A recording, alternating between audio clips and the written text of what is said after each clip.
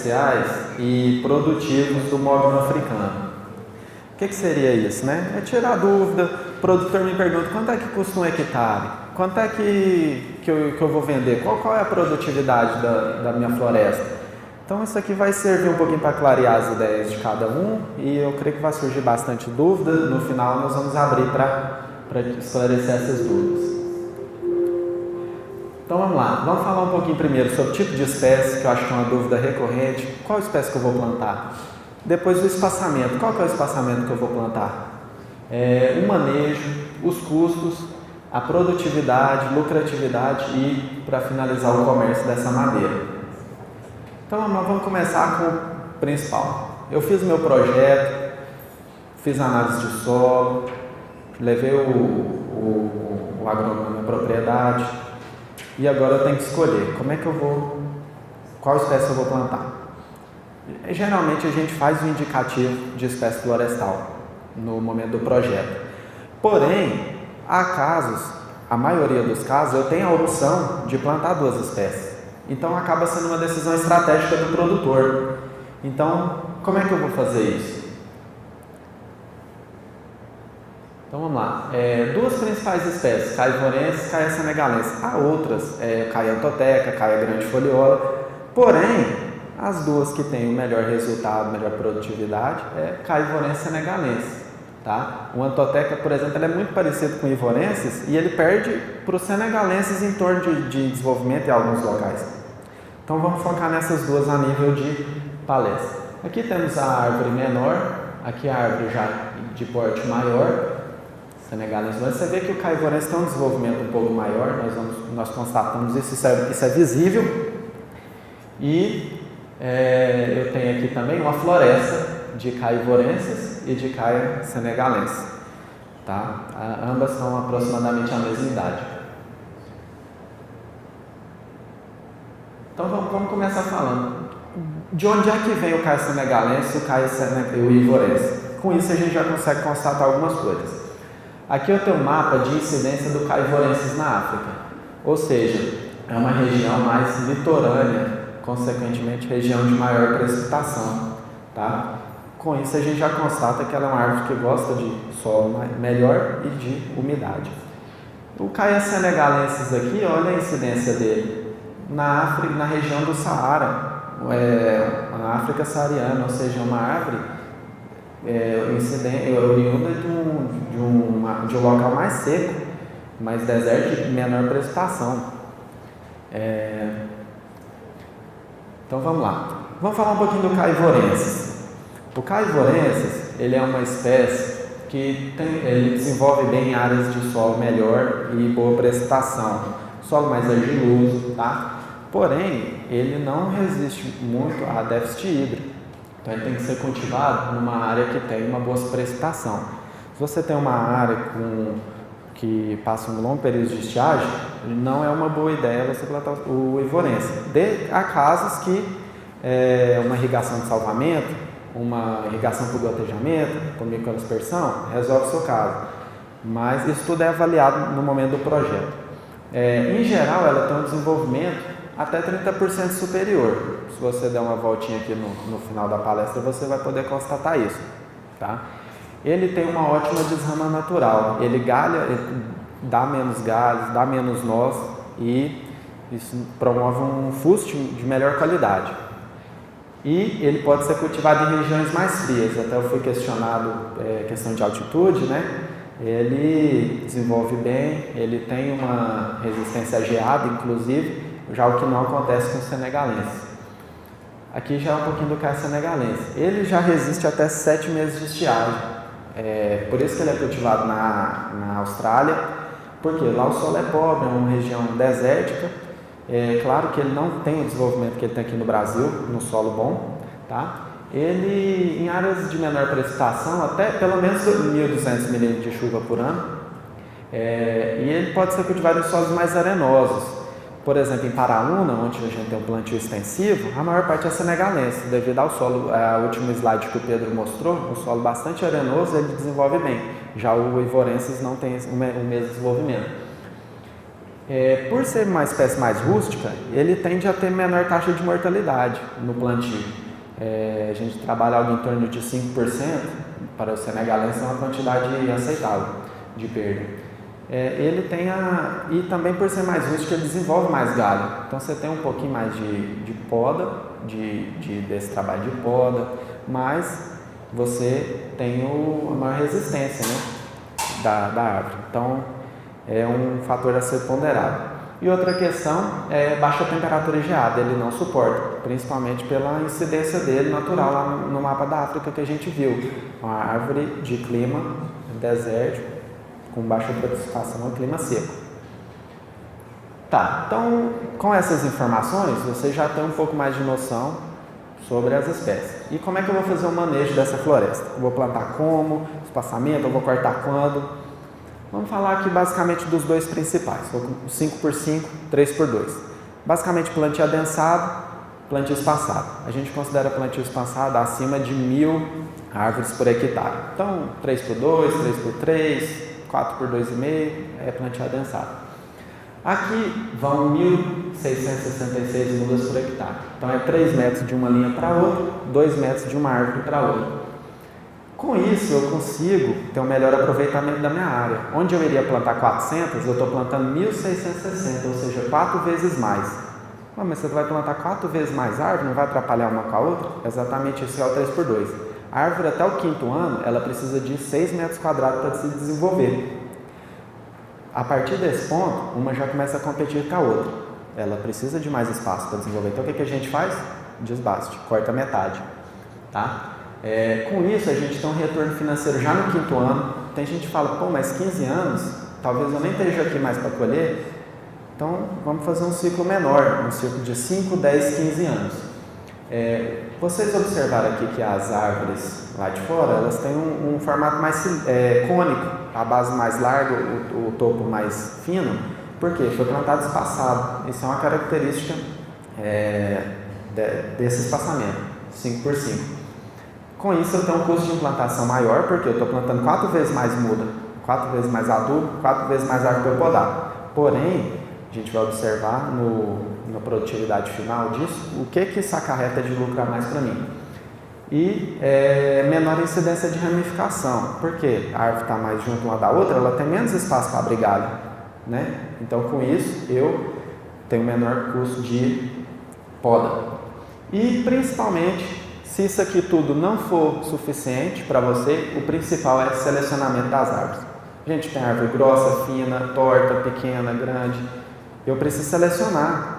O mercado de madeira nobre ele é um mercado exigente. Então, com isso, eu tenho que oferecer madeira boa. A madeira que vai valer $900, $1.000 por metro cúbico, é a madeira selecionada. Então tá, como é que funciona esse 3x2? Eu vou fazer um desbaste com 5 anos, vou retirar 50% das árvores que eu plantei, 800. A finalidade eu vou falar aqui, mas você pode ver ali os postos nossos de molano africano. 10 anos eu vou tirar metade do que sobrou, vai aproximadamente 400 árvores. São árvores ruins, árvore torta, árvore que bifurcou, que não cresceu direito. E com 15 anos eu tenho 400 árvores. Se eu plantar 5x5, eu vou ter 400 árvores. E se eu plantar 3x2, eu vou ter 400 árvores ao final de 15 anos. Mas que tipo de árvore que eu vou ter? Árvore boa, árvore selecionada. Tá? O nosso objetivo aqui é mostrar os dois lados. Há casos que o 5x5 é melhor, 3x2 é melhor, e isso tudo a gente vai expor e falar um pouquinho de cada. Então vamos lá, como é que funciona o manejo de 3x2? Desbaste de 5 anos, eu vou ter lá 833 árvores aproximadamente por hectare. Então o Pedro já mostrou no slide. Serve para quê? Poste? Tem outra finalidade? Tem. Esse quadradinho aqui no fundo também pode ser feito com ela. A gente pode fazer cavaco, pode queimar, pode serrar, pode fazer MDF. A gente optou pelo poste. Eu tenho um poste de qualidade boa, um tratamento acessível. Hoje já tem autoclave praticamente em toda a cidade, então um autoclave que você pode tratar. Vai ter uma produtividade aproximada de 70 metros cúbicos. Ou estaca, você vai ter 830 estaca, poste de móvel africano para você.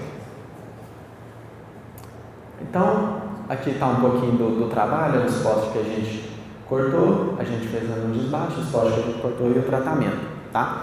O valor médio varia muito da finalidade que você for dar a essa madeira. Geralmente o pessoal cobra por tonelada para uma finalidade, ou você pode vender o poste. A gente trabalha com valor estimado aqui de R$12 mil de receita nesse desbaste. Como é que é essa conta? Se você for vender a estaca, você multiplica o preço da estaca pela quantidade de poste ou metro cúbico. Você vai ter aproximadamente 73 metros cúbicos dessa madeira. 10 anos. 10 anos eu já tenho uma árvore mais grossa. Essas toras que a gente tem aqui de fora é de 8 anos. Ah, mas por que ela está de 8 anos se você fala para cortar com 10? Porque há regiões que a árvore desenvolve mais e outras desenvolve menos. Então, de 8 a 11 anos, você faz esse estudo, que é o levantamento na floresta, onde a gente vai tirar as medidas das árvores e ver qual que é o ponto de corte. Nesse caso, foi com 8 anos, mas até 10 anos você pode cortar. Essa madeira, ela não tem finalidade nobre ainda, ela não tem o cerne desenvolvido. O que é o cerne? É o miolinho da madeira. É esse cerne que agrega valor comercial ao mogno africano. Com 10 anos você ainda não tem. Quando é que eu vou ter? A partir do 12º ano. Então ela serve para quê? A produtividade é aproximadamente 130 metros cúbicos por hectare de madeira. Qual que é a aplicação? Caibro, vigoda, MDF, prancha, escora. Tratamento de madeira não nobre. O valor do metro cúbico varia muito de região para região também, mas varia de R$900 o metro cúbico até R$1.200, R$1.300 o metro cúbico dessa madeira. Isso dá uma receita de aproximadamente R$110 mil no 10º ano, tá? Com essa produção estimada. E a gente chega ao 15º ano com madeira selecionada. Eu tirei as árvores ruins, as menores, as pequenas, as finas, e sobrou para mim 416 árvores aproximadamente, né, para o meu corte final de 15 anos. Isso aqui, uma produtividade para o caivorensis na faixa de 350 metros cúbicos, ou seja, dá praticamente 1 cúbico por árvore cerrada, e o senegalense um pouco menos, na faixa de 280 a 320 metros cúbicos. Qual que é a finalidade dessa madeira? Agora sim eu tenho madeira de cerne bem formado. Tá? É a madeira de valor agregado que a gente plantou lá no início, que é o nosso objetivo final. Qual que é a aplicação dela? Movelaria fina, laminado, enfim, artesanato. Por que o mogno? O mogno ele tem uma densidade muito boa, na faixa de 500 a 600. Ela é maleável para você trabalhar na marcenaria, por isso ela foi tão disseminada e os produtores de móveis gostam dessa madeira. Tá? O preço hoje varia de $600 a $900 o metro cúbico, dependendo do que você agregar de valor nessa madeira, ela tem outro preço. Ela em pé é um preço, se você serrar é outro, se você secar é outro preço, se você fizer um móvel e exportar é outro preço. Então, quanto mais valor você agregar na sua madeira, melhor é o preço. Se é assim com eucalipto, tá? Hoje, se você for vender a floresta de eucalipto em pé, é R$50, R$60 o metro cúbico, e você vende o poste a R$10, R$12. Então, isso dá pra gente um retorno aproximado de R$700 mil em 15 anos. Tá? No mercado nacional, esse valor hoje, eu peguei por base o valor do IP, que é a madeira mais cara que nós temos hoje, vale R$2.500 o metro cúbico. O mogno, ele tem um volume maior de madeira do que o IP e um ciclo menor. Então, no caso, com 15 anos eu tenho uma árvore de porte comercial. O IP, 50, 30 anos, para chegar nesse mesmo porte. Então, vamos lá. Somando tudo aqui, a gente tem um rendimento aproximado de R$822 mil por hectare. Pode ser mais? Pode. Pode ser menos? Sim, o valor altera constante. Eu já cheguei a ver cotação de madeira a €800, já vi de $1.200. Então, depende muito da finalidade que você for comercializar e do valor que você agregar à sua madeira. Então, é importante que, por exemplo, a gente tenha secagem da madeira, serrar as pranchas. E como é que a gente faz isso? Juntando os produtores, que é justamente esse aqui é o primeiro passo para que isso venha acontecer no futuro. Espaçamento 5 por 5. Eu vou ter os mesmos 400 mudas que eu tive no 3 por 2, porém eu não fiz o desbaste lá atrás, tá? Em questão de produtividade, praticamente a mesma coisa. Eu não preciso fazer desbaste, eu não faço selecionamento, o custo da minha implantação é menor, porque eu tenho menos mudas, tenho menos adubo, menos cova para fazer e menor custo de manutenção, menos árvore para podar. Quando é que eu recomendo 5 por 5? O produtor ele seleciona as mudas, eu quero uma muda de qualidade melhor, já selecionada, muda clonada, recomendação é plantar 5 por 5. Eu não quero fazer desbaste, eu não quero poste, eu não vou ter tempo, eu não tenho interesse, 5 por 5. Eu tenho muita terra, eu tenho 1.000 hectares, eu não preciso plantar 3 por 2, planto 5 por 5, beleza, nesse caso é recomendado 5 por 5. Aqui está plantado 5 por 6, são derivantes desse espaçamento. E a gente tem uma área 3 por 2, a gente tem área 5 por 2,5. Aqui a gente tem quase 10 tipos de espaçamento diferentes. 6 por 2,5, 6 por 6, 6 por 5, 3 por 2, 3 por 3. Isso tudo a gente pode constatar aqui. Até no final das palestras a gente vai fazer uma visita a campo.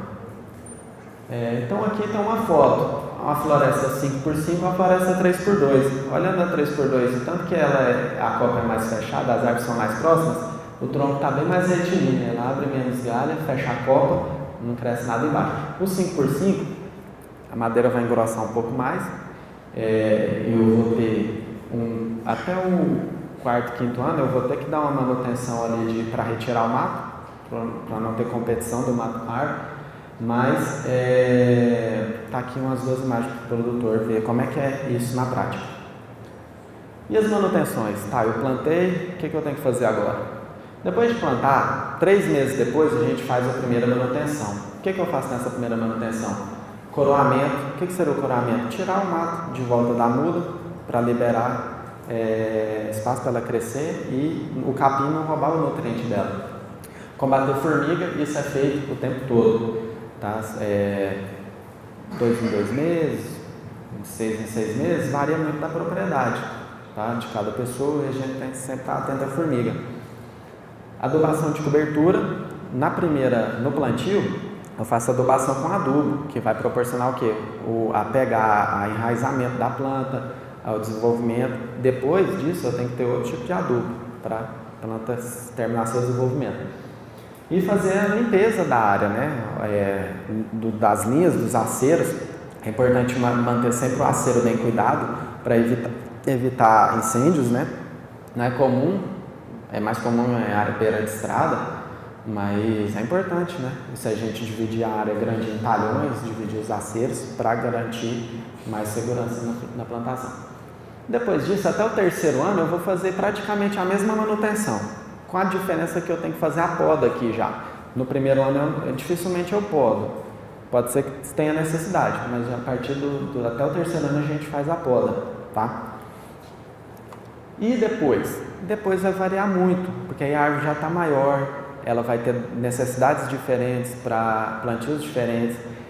Em geral, no 4º ano a gente faz um inventário florestal. No inventário a gente vai medir o DAP. O que é o DAP? A grossura da árvore na altura do peito. A gente vai medir a altura do fuste. Não importa muito a altura da árvore, o que importa é a altura do fuste.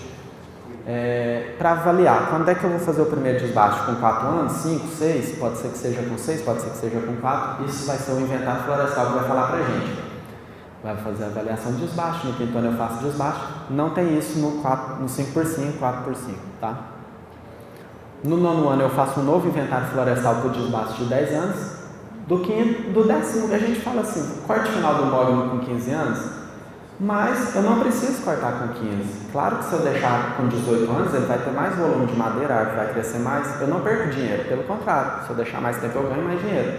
Diferente de outras culturas. Você plantou a soja, você tem que colher, você tem que vender o preço que está, senão você perde.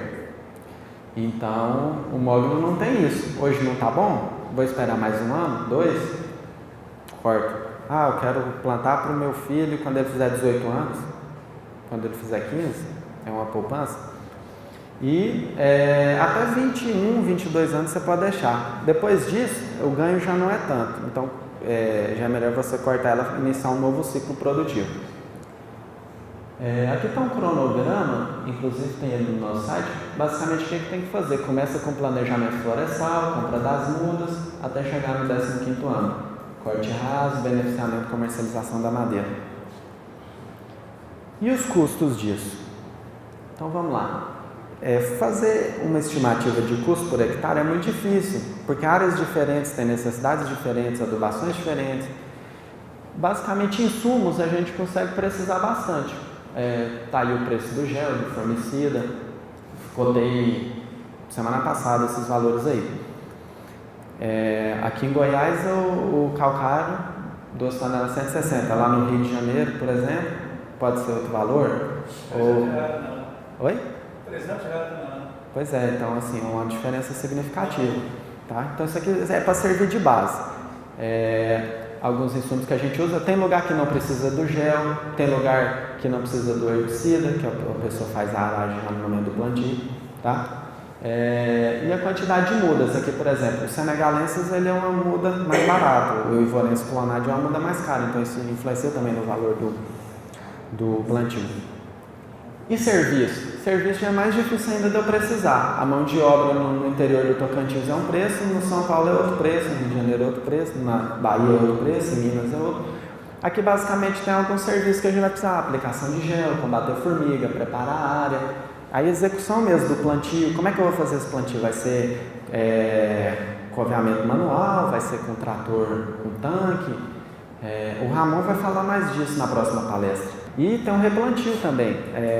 Você perdeu lá 5% das mudas, é interessante você fazer replantio para não ficar o buraco na sua floresta. Né? Às vezes por causa de uma muda de 3, 4 reais, você vai perder uma árvore que vai valer 2 mil reais daqui a 15 anos. A gente recomenda sempre o replantio para deixar a floresta sem vãos livres. Né? Tá, então aqui é uma estimativa de custo. Eu coloquei as variantes porque depende muito da área. Como é que eu vou saber o orçamento? Eu quero plantar, eu quero saber o preço. A gente faz o estudo, o planejamento. Por quê? A gente coleta a amostra de solo, faz o receituário de calagem e adubação, faz a formulação correta do adubo, o adubo com as suas formulações diferentes, tem diferentes preços, quantidades diferentes por copo. Isso tudo o Ramon vai explicar mais para frente na palestra dele. E aí? Aí chegou no ponto, fez as manutenções, agora é a hora do comércio da minha produção. O mercado internacional é a primeira alternativa que vem à cabeça de vocês. Por quê? Porque ele paga mais, principalmente agora com o dólar a praticamente R$4. É interessante produzir, pode ser que daqui a 15 anos não seja. Então, vamos fazer aqui tanto no mercado nacional quanto no mercado internacional. O pessoal pergunta, mas quem que compra madeira? Eu coloquei aqui 2 empresas, Fibromade, uma empresa norte-americana, Madeira Centro, uma empresa europeia, para servir de base. No site deles tem alguma informação sobre os produtos deles. É um mercado exigente. O que eles querem? Eles querem madeira de fuste retilíneo, com uma metragem definida por eles. Eles querem levar o máximo possível de madeira num container. Então eles têm medidas padrões de fuste. Se o seu fuste não tiver aquela medida padrão, você não consegue exportar. É importante a certificação da madeira. Não é bicho de 7 cabeças a certificação. A princípio o pessoal pensa, nossa, mas certificar uma floresta? Basicamente, eles querem saber se o seu plantio não está gerando um impacto ruim para o meio ambiente em torno daquela floresta. E se você teve o cuidado de comprar a muda, pediu uma nota, pediu o termo de conformidade, seu plantio está comunicado às autoridades ambientais, se você não utilizou trabalho infantil, se você não utilizou trabalho escravo, basicamente isso. Então, aplicação de esmovelaria fina, lâminas e folhas de madeira para revestimento é um bom mercado também. Tá? O mercado nacional, o que nós tivemos nele? A proibição do mogno brasileiro de corte. Ele está ameaçado de extinção. Então, isso gerou uma lacuna no mercado de oferta de madeira nobre de um mogno. Por quê? Eu não posso mais cortar um mogno. E agora? Vamos para o africano. Mas o africano ele leva 15 anos para crescer. Então, nesse meio tempo, tem essa carência de madeira nobre no mercado nacional. Tá? pouca oferta nova de reflorestamento. A oferta que tem é da Amazônia, a mata nativa do Pará. E o nosso ciclo comercial está aberto. O que seria o ciclo aberto? Eu tenho um produtor colhendo e outro produtor, um de vocês aqui plantando hoje. A gente ainda não tem o produtor de 15 anos colhendo madeira floresta, com plantio florestal comercial certinho. E as leis ambientais estão ficando mais rigorosas para a extração nativa de madeira e isso beneficia o produtor de floresta nobre. Tá? Ou seja, nós aqui, é interessante para a gente isso. Então, o que é que vamos fazer com essa madeira? Resíduo florestal. Algum de vocês passou aqui e viram alguns móveis. Esse móvel, ele não é nem considerado móvel propriamente dito, ele é oriundo de resíduo florestal. Eu não tirei o fuste da árvore, a gente pegou o quê? Pegou a raiz, a galha, a capa da raiz, uma prancha que que teve algum defeitinho, uma tortuosidade, um rachado. Isso a gente consegue fazer uma boa aplicação, uma mesa de raiz, uma capa de raiz ali, tá? Móveis nossos. Fora disso, a gente tem essa aplicação dessa madeira em outros lugares. Aqui a gente tem uma aplicação da mesa de raiz, a mesma que a gente tem aqui numa sala, num apartamento, uma coisa fina, uma tora rachada aqui que talvez não serviria para nada, fez um aparador, uma mesa de centro, muito bonita, juntando o nobre ao rústico, ao moderno. Isso é uma tendência mundial, não é uma coisa muito difundida no Brasil, mas isso é uma tendência principalmente nos grandes centros desenvolvidos. Aqui mais aplicações da madeira, uma bolacha para dar um tampo numa mesa de centro. Tá? Peguei para ilustrar a aplicação dessa madeira. Você vê que isso aqui não tem nada de nobre nessa madeira, é uma madeira rachada que o cara colocou o vidro ali e fez um móvel dos mais bonitos. Então, pessoal, isso aqui é para dar uma visão crítica para você discernir entre as espécies, entre os espaçamentos, entre o manejo. Com certeza, conversando, vocês vão ter mais informações. A sua realidade é diferente da do outro produtor que está do seu lado. E eu vou abrir aqui para dúvidas. Alguém tem alguma dúvida, quer fazer alguma colocação para a gente discutir aqui?